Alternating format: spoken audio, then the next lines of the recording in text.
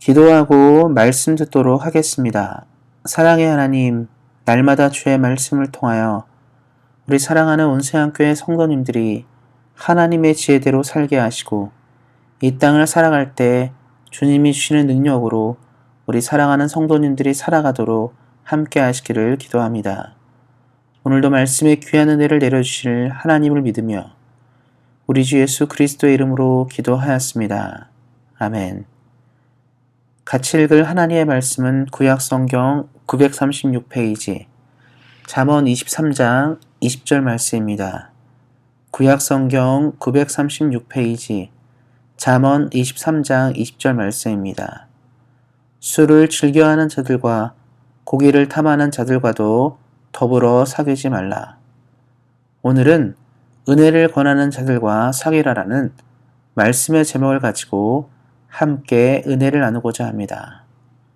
1921년 개벽에 발표된 현진건의 술 권하는 사회는 일제시대라는 시대적 암울한 시기에 절망에 빠진 지식인이 술을 벗삼아 주정꾼이 되는 이야기를 담고 있습니다. 그리고 그 이후에 시대가 암울하거나 소망이 없을 때 사람들은 현진건의 책의 제목을 이용하여 시대가 술을 권하는 사회가 되어간다라는 표현을 종종 사용하곤 합니다.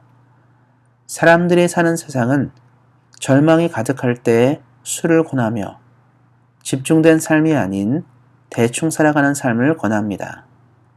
소망이 없고 답이 보이지 않기 때문에 즐기면서 살아보자라는 마음이 사람들에게 가득하여지기 때문입니다. 그래서 역사를 살펴보면 오히려 나라와 시대가 암울할 때 사람들의 타락도 깊어지는 경우가 종종 있었습니다. 하나님은 오늘 말씀을 통하여 우리가 이 시대를 살면서 어떤 사람들과 어울리면 안 되는지를 말씀하십니다. 술을 즐겨하는 자들과 고기를 탐하는 자들이라는 표현에 담긴 의미를 잘 살펴볼 필요가 있습니다.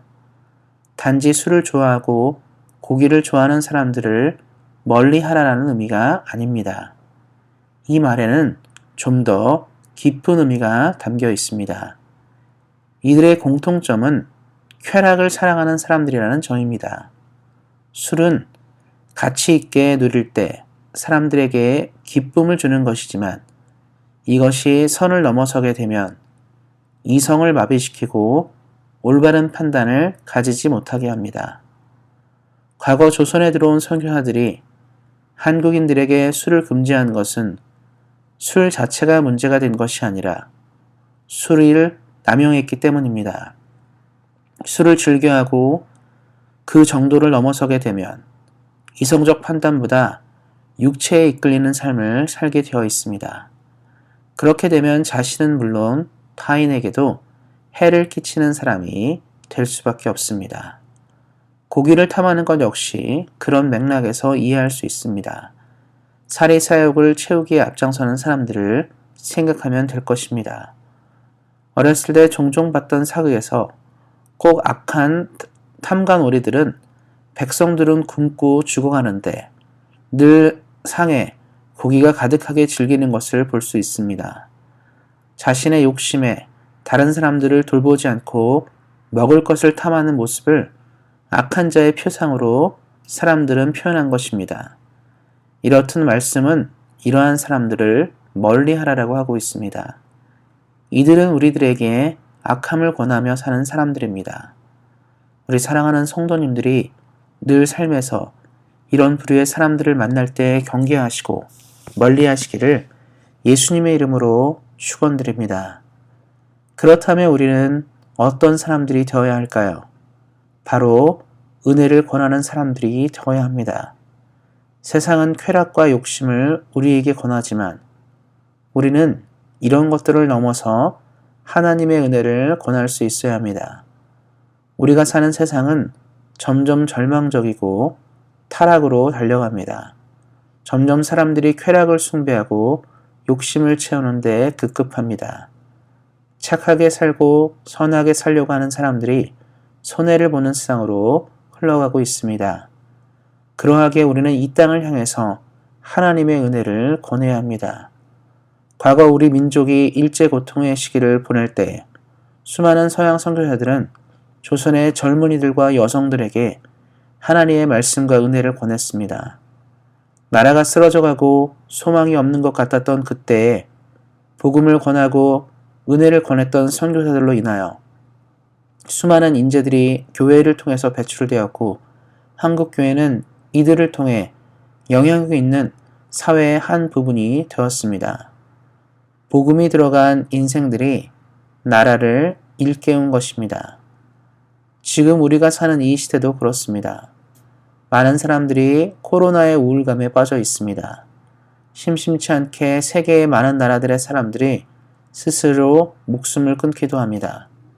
누가 이들에게 은혜를 권하며 예수의 복음을 전해야겠습니까? 바로 우리가 되어야 합니다. 복음은 사람을 살게 하는 하나님의 능력입니다. 성경을 보면 소망을 잃어버린 사람들이 예수님을 만나고 새로운 삶을 얻었습니다. 수많은 맹인이 빛을 보게 되었고 걷지 못한 자들이 걸었으며 말하지 못하고 듣지 못하는 사람들이 말하고 들었습니다. 많은 병자들이 치유되었고 귀신 들린 자들이 노임을 얻었습니다. 지금 우리가 사는 이 시대에도 이러한 복음의 은혜가 필요합니다. 절망에 빠진 사람들이 소망을 얻고 길을 잃은 사람들이 길을 발견하고 외로운 사람들이 위로를 얻어야 합니다. 그러기 위해서 복음이 그들에게 들어가야 합니다. 사랑하는 성도 여러분, 우리가 이러한 은혜를 권하는 사람들이 됩시다. 소망을 잃은 사람들에게 소망이 있음을 가르쳐주고 우울함에 빠진 사람들에게 진정한 위로가 있음을 말해줍시다.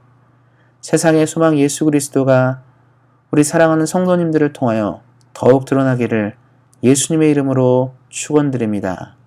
기도하겠습니다. 날마다 큰 은혜를 주시고 복음을 허락해 주시는 하나님께 감사를 드립니다. 언제나 주님의 나라를 삶에서 늘 증거하며 사는 우리 사랑하는 온세안교회와 성도님들 되시기를 소망하며 날마다 하나님을 믿는 믿음으로 전진하며 살아가도록 함께 하시기를 기도합니다. 우리를 구원하신 우리 주 예수 그리스도의 이름으로 기도하였습니다. 아멘. 함께 기도할 기도 제목은 교회를 위해서 하나님의 사명과 시대적 소임을 감당하는 온세안교회가 되고 말씀과 은혜가 충만한 교회가 되고 서로 사랑하는 교회가 될 수 있도록 온세안교회를 위해서 기도해 주시기 바랍니다.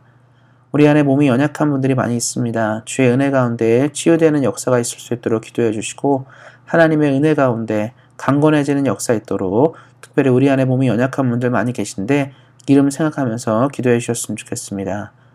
또한 대한민국과 캐나다가 코로나 전국을 잘 대비하고 이 시간을 잘 넘길 수 있도록 그래서 백성들을 편안하게 할 수 있는 나라가 될 수 있도록 우리가 떠나온 조국과 우리가 사는 나라를 위해서 기도해 주시고 전 세계가 이 문제를 잘 대처할 수 있도록 세계를 위해서도 기도해 주시기 바랍니다. 우리 사랑하는 성도님들의 개인 기도 제목 가지고 또 뜨겁게 기도하는 시간 갖도록 하겠습니다. 오늘 말씀처럼 날마다 주변에 주의 은혜를 권하는 우리 사랑하는 성도님들 되시기를 다시 한번 예수님의 이름으로 축원드립니다. 오늘도 말씀 안에서 은혜 안에서 승리하세요. 주의 사랑으로 사랑합니다.